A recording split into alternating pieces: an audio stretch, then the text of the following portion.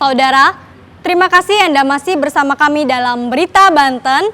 Bagi Anda yang baru saja bergabung, kami hadirkan kembali 3 berita utama hari ini. Ledakan di dalam rumah, 1 orang mengalami luka.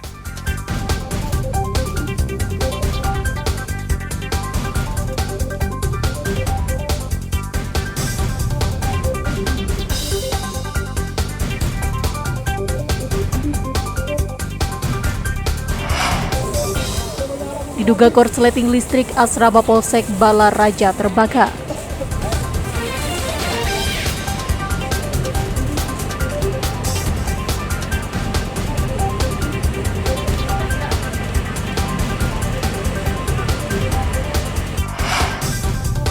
Bobol toko onderdil motor, 5 pelaku ditangkap.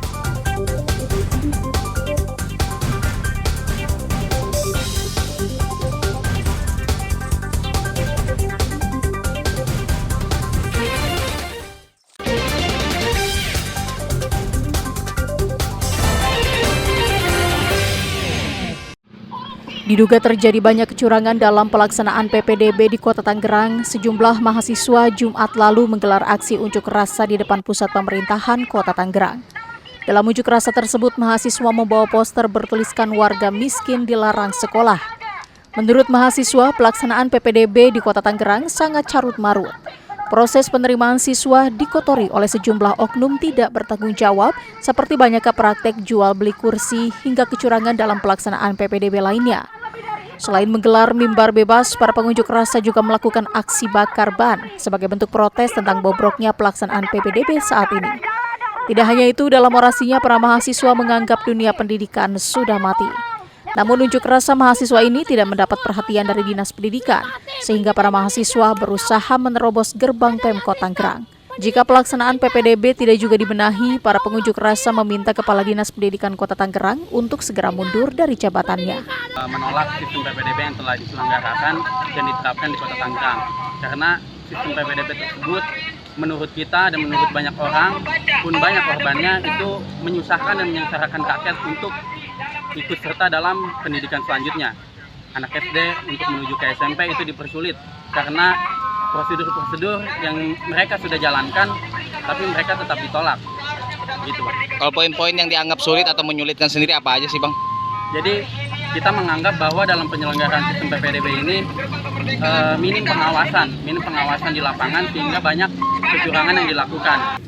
Akibat carut-marutnya pelaksanaan PPDB, banyak calon siswa yang belum mendapatkan sekolah meski ajaran baru akan segera dimulai. Ariel Maranus dan Taufik Saleh melaporkan dari Kota Tangerang. Meski hari pertama ajaran baru tahun 2024-2025 akan segera dimulai, namun banyak anak-anak yang hendak masuk ke jenjang sekolah menengah pertama belum juga mendapatkan sekolah. Seperti yang dialami puluhan calon siswa yang tinggal di sekitar SMP Negeri 1 Ciruas, Kecamatan Ciruas, Kabupaten Serang. Jumat lalu, sejumlah orang tua kesal karena anaknya tidak diterima di sekolah tersebut mendatangi pihak sekolah. Para orang tua calon siswa merasa kecewa anak mereka tidak diterima meski lokasi rumah mereka tidak terlalu jauh dari sekolah. Umumnya mereka tidak diterima saat mendaftar melalui jalur zonasi. Bahkan ada pula orang tua yang bingung saat pengumuman anaknya tak diterima meski jarak sekolah dengan tempat tinggalnya hanya beberapa meter. Nggak keterima, Pak. Kenapa, Bu, nggak diterima? Karena jarak zonasinya lebih gitu. Oh, gitu. Harapannya pengen diterima di sini. Kalau jarak rumah Ibu dari sekolah ini jauh nggak, Pak? Cuman 1 kilo. 1 kilo. Iya. Selisih dikit atau banyak dari 1,1 lah. Kalau pengumuman hari apa, Bu? Pengumuman?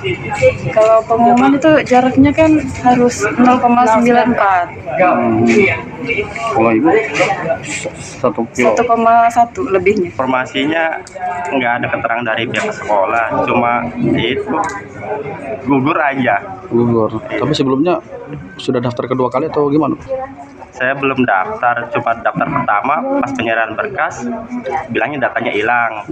Cuma saya nggak buka-buka online, ya kecolongan. Daftar keduanya saya nggak daftar, jadi gugur aja. Sementara itu, Kepala Sekolah SMPN 1 Ciruas membantah pihaknya tidak menginformasikan kepada orang tua calon siswa. Pihaknya sudah menginformasikan ke sekolah dasar tempat anak-anaknya bersekolah sebelumnya untuk mendaftarkannya kembali. Salah itu. Kami juga memberitahukan kepada SD-SD ya yang di ini kan Bu, kita ada ininya kita.